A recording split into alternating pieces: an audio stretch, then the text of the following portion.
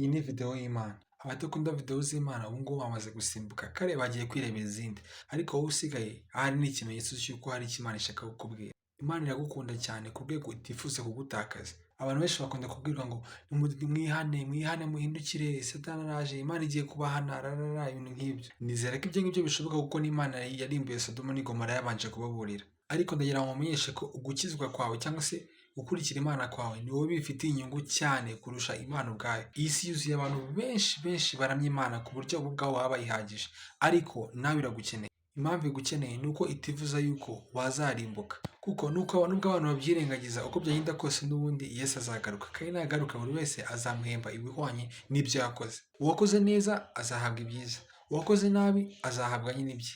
Kuba Imana idushishikariza kugendera mu nzira zayo ni inyungu zacu kurusha uko byaba inyungu z'Imana, kubera yuko ni twebwe bifitiye umumaro cyane kurusha Imana. Imana irihagije, ariko Imana iragukunda cyane ijana ku buryo itifuza yuko warimbuka.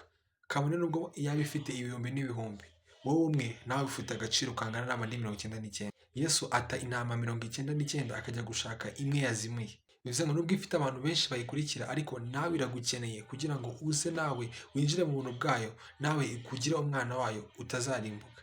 Ahari uyu munsi ni wawe, ahari iki nicyo gihe cyawe kugira ngo uhindukire wihane ibyaha byawe. Ijambo ry'Imana rivuga ngo nitwatuza akanwa kacu ko Yesu Kristo ari umwami tuzakizwa. Ntabwo Imana igukeneye kuza uri umuntu nyine uriho wera umwera.